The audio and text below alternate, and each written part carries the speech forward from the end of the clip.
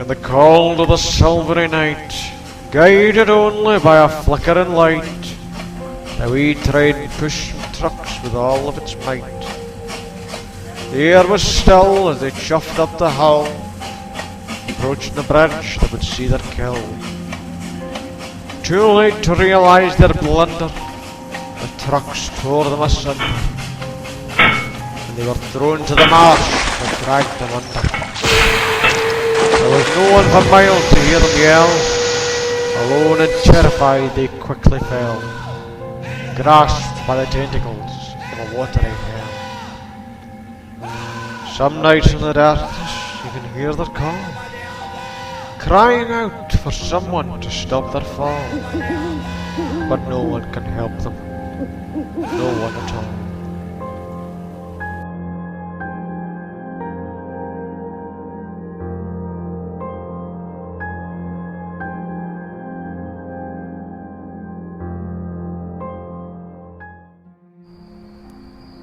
Many years ago, in the high hills of Sodor, two of the scrap merchants were out on the rob, stealing guardrails from an old iron bridge on a small mineral railway, serving several quarries. Well, what have we got here? Ooh, a lovely bit of iron this one, don't you think? I think I'll just get a butcher's of that. You sure this is right, Terry? You stupid sausage.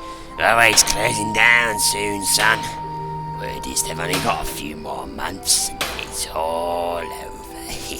Well, look at it this way, we're doing them a favour, aren't we? Helping them with all the dismantling.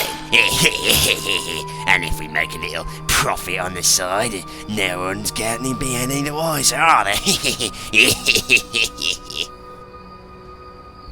The railway had never been entirely profitable, and had descended into a slow, steady decline.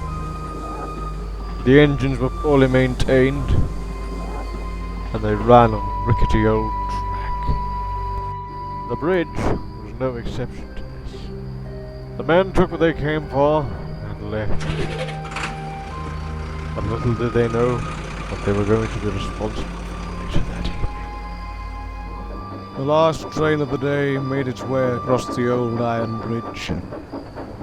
The engine collected its load of stone and started back, propelling the trucks as it went. The first truck hit a snag in the rails. Without the guardrails to prevent a full derailment, it lurched off the bridge. The engine braked as hard as he could, but the weight of the loaded trucks was too much. The loads scattered across the boggy marshland below, and the entire train plunged helplessly beneath the surface. No one heard their cries for help. They were miles from anywhere, and by the time the engine was discovered to be missing a few days later, the marsh had flooded, and he and his crew had vanished without trace. The line closed a few months later as predicted, but in the subsequent years a new source of stone prompted a reopening. Thing controller sent Duncan, Rusty and Mr.S to help with the rebuilding. As well as re-establishing links with the old quarries, the initial work consisted of clearing branches and undergrowth along the same section as where the old iron bridge still stood. Duncan complained bitterly about it and banged trucks furiously around the yard. Shunting silly trucks in a goods yard. The thing controller just wants me out of the way. I never wanted to come here in the first place. The way you behave, you've been better off not to have sent you. You've spilled more than enough rubbish from those trucks, you know, Duncan. That just means more work for the men, you know. This is supposed to be your job. I can pull more trucks from here to there than either of you two. Duncan, it's not just my job. We're all taking it in turns to shunt in the yard. Aye, and I've had enough of shunting. I want to go for a run. Mr.S was making his way back to the shunting yards with another rubbish train before heading back to the quarries. The gauge is getting low. Look, stop at a water column and fill your tank. Ah, best make it quick. Duncan will throw another strop if we're late. Yeah, so hang with Duncan. I think I'd be glad if I lower the shot. The trucks being used for the rubbish trains were old and worn. The thing controller had decided to give them one last reprieve before sending them up for scrap. The workmen were warned not to overload them, but quite often needs must. As a result, Peter Sam felt a terrible shaking tugging on his doublet between himself and the first truck. All of a sudden, it happened. Ah, what's happening? Yeah, crumbs! The wretched trucks are broken free!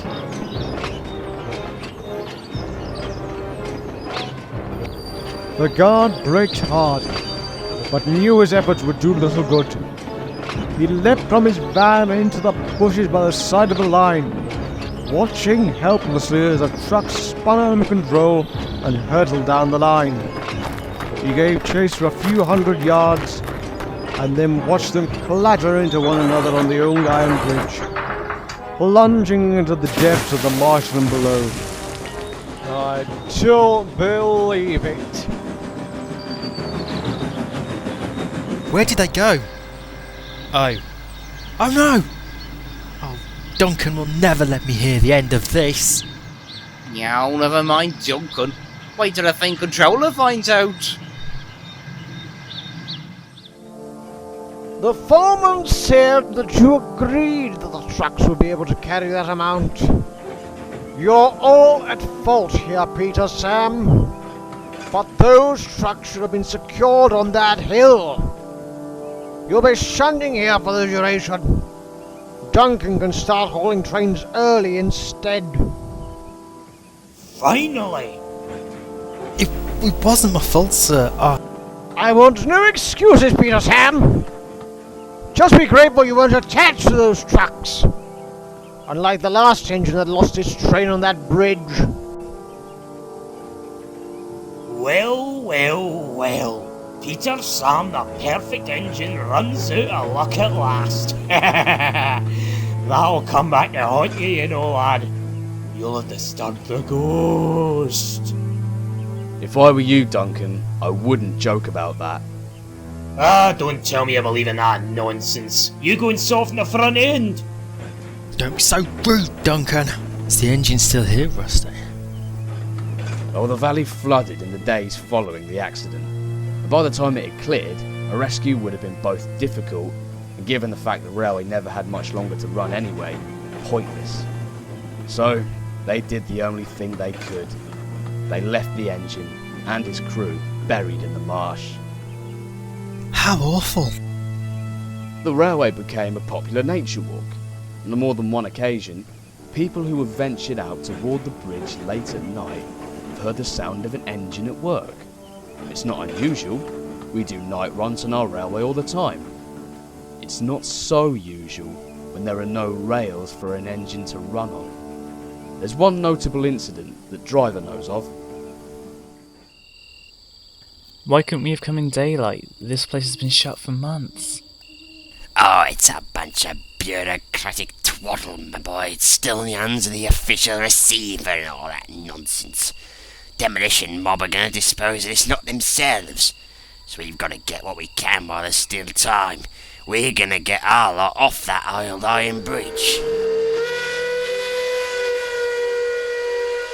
Here, am I going nuts? Or did you just hear something just now? Sounds like a train. Well, blow me, it is a bloody train! Quick, get out of sight! The two men watched as the engine propelled a set of loaded trucks across the bridge. They were astounded. They had been fully convinced that the railway had closed and that the engines had been sent for scrap. Must be working the mines out. They could hear the sounds of the engine getting fainter and fainter, and then it vanished. What on earth just happened? Oh, I could have sworn I saw... Oh, that's not a pleasant thing to have to think about. I may be a thief, but I wouldn't wish that on nobody. Here, lad, take your hat off. Let us look at this momentous occasion for the traumatic experience that it is. Amazing grace, how sweet the sound that saved a wretch like me. What's the bloody matter, lad? Never seen someone have a religious conversion before. I think this experience has taught me to give up my life for crime before someone else gets hurt. I think for me it'll be the cross from now on.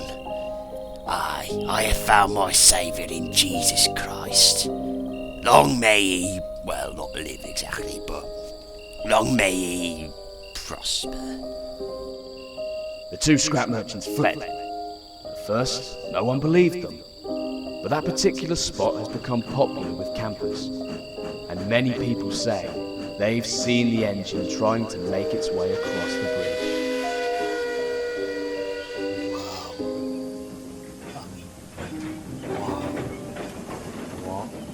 Load of old nonsense! Ghosts! Ha! That'll be the day! Well, I believe you. And well you should, Peter Sam. Many a workman will tell you that when the moon is full and high over the old iron bridge, you can see the little engine and his crew trying to make it home. But it never reaches the other side. Ha! Rubbish! That bridge is as tame as a pet rabbit. Ghosts indeed. Duncan puffed away, snorting and rude. Oh dear. Never mind him, Peter Sam. He'd have a fit if he saw the ghost. Yeah, Rusty, that's a brilliant idea! What do you have in mind? You wait and see. I think Duncan's crew are right in on this. The next day, the two crews spoke to one another while Duncan was readied by a fit. You'll do it tonight. Now, I've got the brick for you here. You must wait for our signal to drop it. This'll put the wind up, Duncan. I'll whistle as we come towards the bridge. That'll give you time to move out from the siding. Once they had agreed upon a plan, they set to work. Peter Sam went to arrange some coaches. Rusty took a permanent way train to the wharf, and Duncan took his empty stone truck to the quarry. His driver made sure, as part of the plan, to cross the old iron bridge. Ghosts indeed. Barely a hunted Gunter here, let alone Rusty's ghost. In the valley, Peter Sam whistled loudly, and the echo carried up to the iron bridge. What you quilting for? It's only Peter Sam, you Jesse. I'm no quivering. All the same, Rusty's story preyed on Duncan's mind. And when they made it to the quarry, he was keen to leave. And Rusty will take my favourite place in the shed. We can come back for Easter tomorrow. No, we can't. Think control has orders. We must bring them back tonight. Duncan's crew could see their plan was working. Duncan's anguish was as plain as the lines on his boiler. It was dusk by the time they set off. With every clatter on the rails, it grew darker and darker.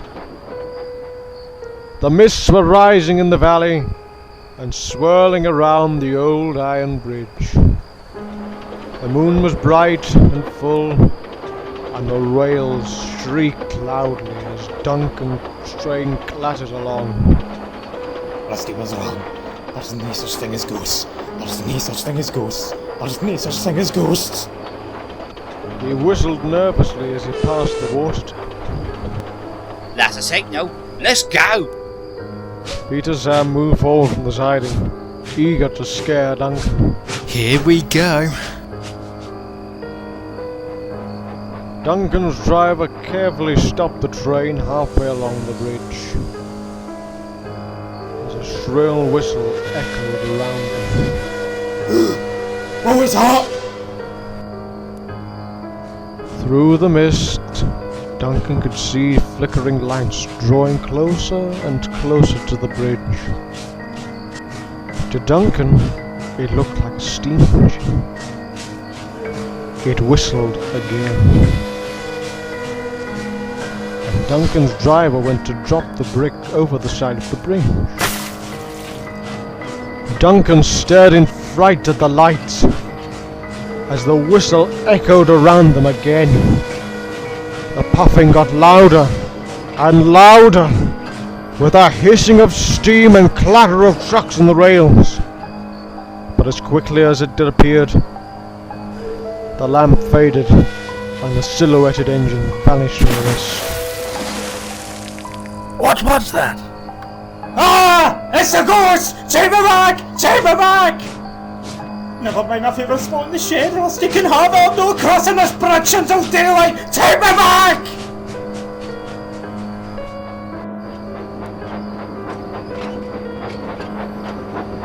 Duncan reversed the train back to the water tower, howling loudly with his eyes closed. Take me back! Please! Duncan? Ah! It's Conway's! Now, don't be daft, it's Peter Sam. Duncan opened his eyes gingerly. Peter Sam was waiting in the siding by the water tower, looking worried. What you all still doing here? I thought you were going to follow us across. What do you mean, follow us? We were trying to play a trick on you, Duncan. And they explained their plan to him. The problem started when we couldn't get out of the siding. The points are stuck fast and against us. Well, it must have happened when we passed you on the way down. So, it was all a trick? Ha! Ha! I knew it was nonsense. Yes, but why have you come back then? I heard a lot of whistling from the bridge. We thought that was you. We only whistled the once for the first signal. We dropped the brake and heard the big splash you made. It was really effective, wasn't it, boy? Aye, if you believe that sort of thing. Hang on, we didn't drop anything over the bridge. How could we? It's a 10-minute walk there and back to here. Besides, what could we carry that would make a bigger splash than the brake? They all paused, reflecting. I thought I saw an engine in the lights. I saw it too. I thought it was you, Peter Sam. It was Peter Sam. Tell him. Please tell him. It can't be me. You don't think? They didn't want to think any further on it. The two crews fixed the points, and the cavalcade puffed for home, cautiously trundling over the old iron bridge. Ha! There's no such thing as ghosts. But even though Duncan kept saying that all the way home to the shed, it didn't stop him from begging the thin controller to give him a second chance at shunting the following day in Peter Sam's place. There's no such thing as ghosts. I don't think he sounds very convinced. Do you? But if it wasn't Peter Sam, then who did Duncan see pushing those trucks onto the old iron bridge? I can only assume we'll never truly know.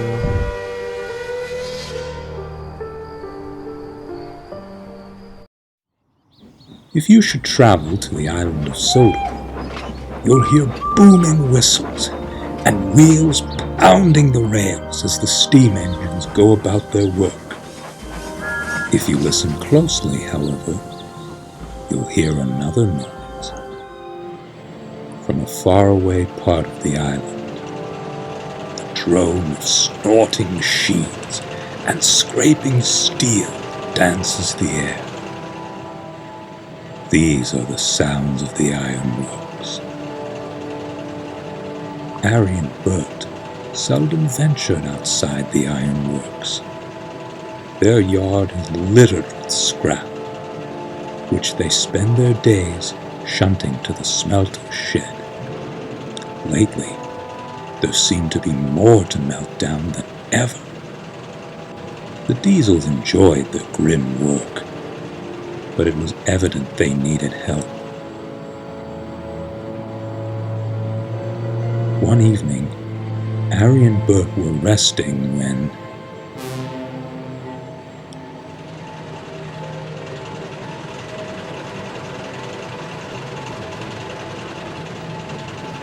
Well, if it isn't Mr. Revolutionary himself. Come to take the weight off our buffers, eh? If I must. Though I should be out taking work from those rotten steam engines on the main line. Not tucked away here. I'll bet. Well, we'd love to be dazzled by your greatness. Take your train to the shed and we'll get started. Mind yourself around here. Strange goings on lately. Bert was only trying to be helpful, but he made the mistake of giving Diesel an inch.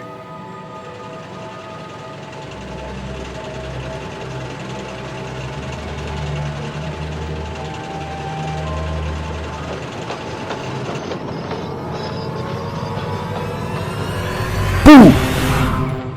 You quite done? You're meant to be helping us.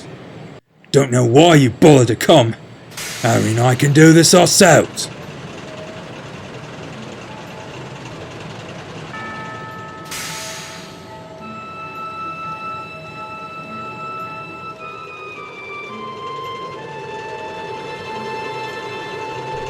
Can't rely on tired old tricks. I need a new way to scare them. Filth. Though perhaps they have some use. Now, which one to scare them with?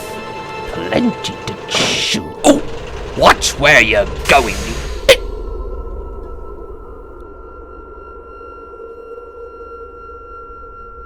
Silly me. Getting spooked by this wreck. Spooked. Yes, it's perfect. This'll get them.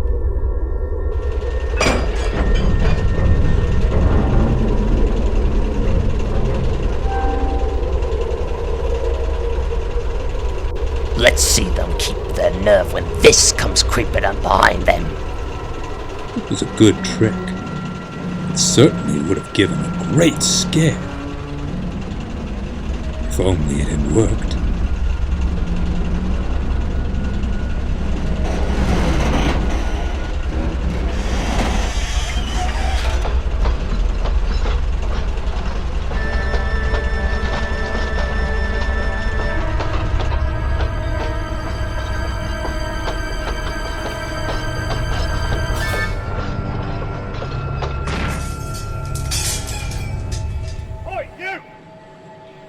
What the devil do you think you're playing at? I've half a mind to drag you here and scrap you myself for that little stunt. You take that iron piece back where you found it this instant. You can stay with it, unless you plan on smartening up.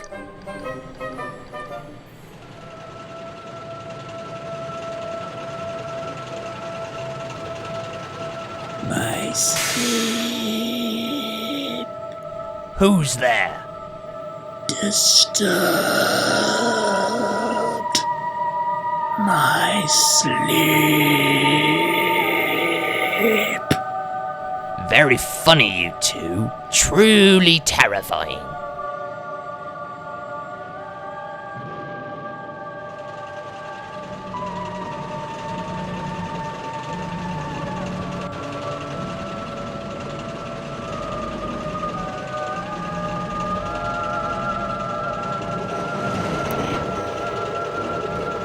Disturbed. My sleep.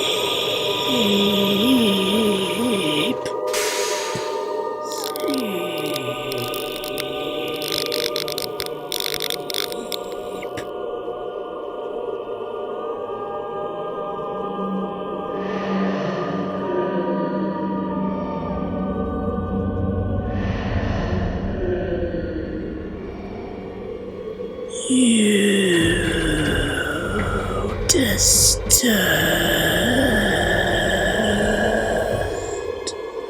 my sleep!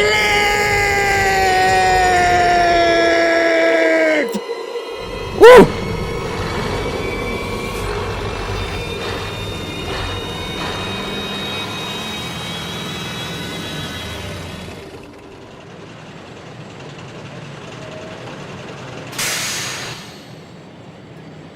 Where have you been? Trying to leave all the work for us, eh? I'm sorry. I'll get right back to work. For the rest of the night, Diesel didn't say a word. He worked without fuss and gave the twins a run for their money. Even the foreman was impressed. All the while, he kept looking back towards the sidings, just to make sure he wasn't being followed or haunted.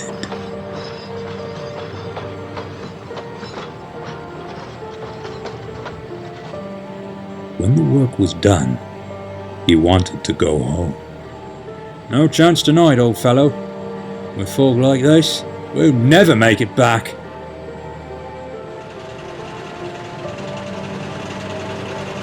Strange things happening around here.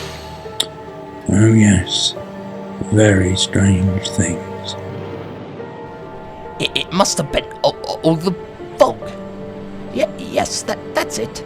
That's the last time I let those ironwork imbeciles fool me. I'll bet it was all their doing.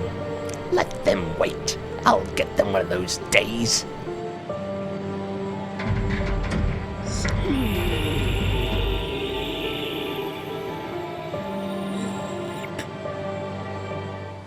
A short while ago, the Fat Controller had reopened an old branch line. It was only served by one station, Hawin Lake, that was overseen by Henry's friend and former fogman, Old Bailey. Late one afternoon, Henry brought a goods train to the station. Old Bailey stood on the platform as the big green engine came to a stop. "Good afternoon, Henry," called Bailey. "Got the last of the paint, I see." "Indeed," smiled Henry. "The station building will look grand once the work is completed." Old Bailey looked seriously at the line ahead. "Heavy mists are rolling in," he murmured ominously. "You chaps best take care on your return trip." "Don't worry about us," chuckled the driver. "You have the station to look after." And with a cheerful whistle, Henry pulled away. As Henry entered the forest, the fog came down. Old Bailey was right, he thought to himself. That fog is coming down rather thick. Up ahead was a level crossing. It was no different from the others, but as Henry ran through it, a sudden feeling of dread ran through his frames. That night in the sheds, he spoke to the other engines about it. "I can't quite explain it," said Henry, "but the feeling I got as I went through that crossing is as if something terrible happened there." "Ha!" scoffed James rudely. "First the rain, an elephant, ghosts, and now you're frightened by a crossing? What on earth are we going to do with you?" The other engines laughed, but Richard didn't. "Have you been over the crossing yourself, James?" he asked sternly. "No, I haven't," James answered abruptly. "But if you knew Henry as well as we do, you'd see what kind of a worry-wheels he is." A few days later, the fog came down thicker than before. James was taking a goods train along the Hawin line. His journey had been uneventful, and thoughts of Henry and the crossing returned to it. What a daft engine that Henry is! Haunted crossing indeed! Up ahead, James could see what looked like a lorry. "That car is blocking the line!" cried James. Brakes, driver! Brakes! James's driver slammed on the brakes, but James was going so fast he couldn't stop in time.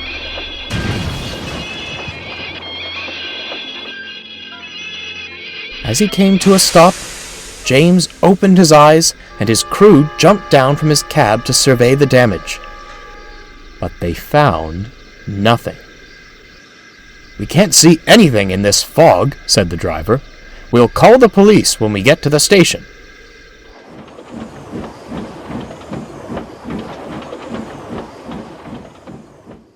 When the police searched the area, they too found nothing. "But we saw the car," argued James's driver. "We felt the impact." "And yet your engine sustained no damage," one of the officers replied sternly. "Heavy fog like this plays tricks," the second officer added. "We found no casualties or wreckage of a lorry. We will thank you in future not to waste police time. Good evening to you." "The cursed crossing strikes again," murmured Old Bailey darkly. "What do you mean?" James asked. "It all started many years ago, when I was a young workman," Old Bailey answered, and began his story. The crossing in the forest was often the scene of near misses and careless driving. However, one foggy evening, things took a dark turn. A man was returning home. As the car neared the level crossing, it coughed, spluttered, and stopped across the line. Suddenly, the sound of an engine's whistle was heard. But the man foolishly didn't flee. He tried again and again to restart his car, until it was too late. "And every night, when a heavy fog comes down," Old Bailey finished, "the events of that dreadful night is doomed to repeat itself."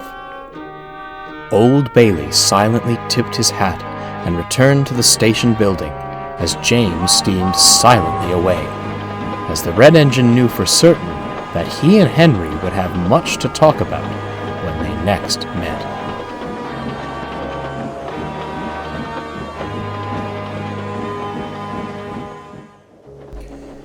It was a cold evening. Thomas had delivered the last of his passengers, and now he and his coaches were heading home.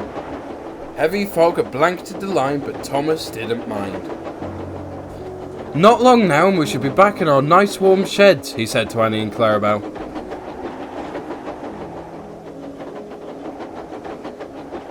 As they neared Maythwaite, Thomas could see a shadow of a man standing on the platform. The station's closed for the night," murmured the driver. "Poor gent must have missed his train." Thomas came to a gentle stop. He looked at the man standing on the platform. He was wearing an old-fashioned suit and a top hat. "Excuse me, sir," asked Thomas. "Have you missed your train?" The man said nothing. He only nodded slightly. They didn't hear a sound from the mysterious man, but to them it looked like he had mouthed the word Farquhar. "Ah, you're headed to Farquhar?" The man nodded again. "Well," the driver went on, "you're welcome to ride with us. We have no more passengers tonight, so you have a coach all to yourself." The man smiled, tipped his hat, and made his way towards Annie. The old coach shivered as the man climbed aboard, but she couldn't explain why. Thomas was puzzled as to why the man was wearing such old-fashioned clothing. "Must have been to a costume party," he assured himself as he steamed away. It grew colder as Thomas made his way along the branch line, though the fog was steadily starting to lift.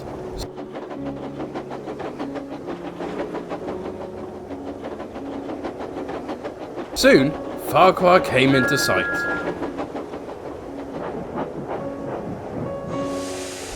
As Thomas idled at the platform, neither he, his crew, nor the guard could hear a carriage door opening.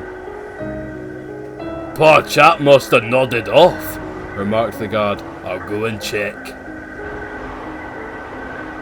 He came back shortly, looking stunned and pale. "What's up, Charlie?" asked the driver. "Come and see for yourself." The driver and fireman followed him to Annie. What the? Gulped the fireman. We saw the man board the train at Mayflight. We've had no stops between there and here. He couldn't have just jumped out. They all looked at each other astonished. Without another word, Thomas's crew climbed back into the cab to return Annie and Clarabelle to the carriage shed.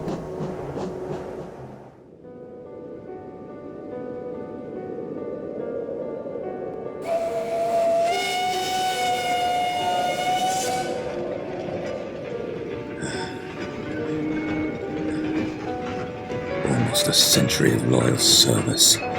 Went away with any load I was given, even at my weakest. And this is the thanks I get. No repairs, no maintenance, left to deteriorate. Won't even oil my old joints. Curse them! Blasted fog. Can barely see the damn rails before me. What in blazes was that? The old engine's crew inspected the damage. One of your steam pipes has gone. We'll go back to the signal box and call for help. Very well. I won't go anywhere. It's not like I can anyway.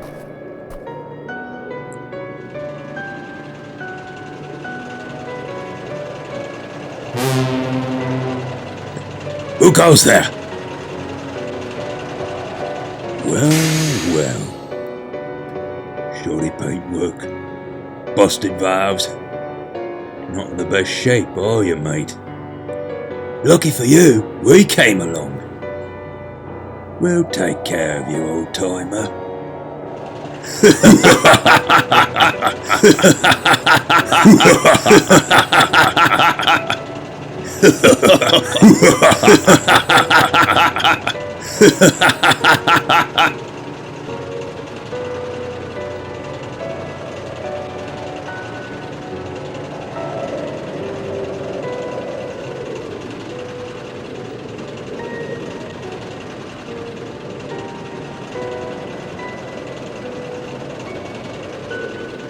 Where are we? This doesn't look like a repair yard.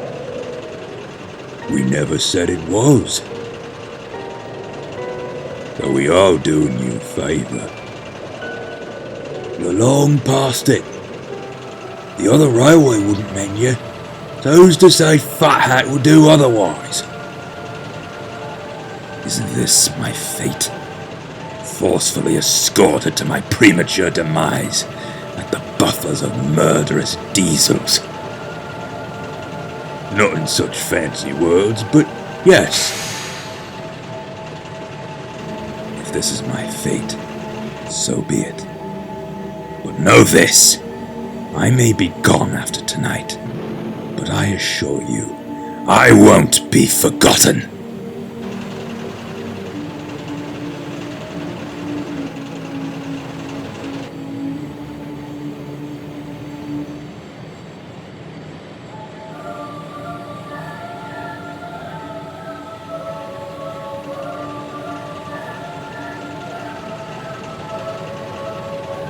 Work continued as normal for the Ironworks twins.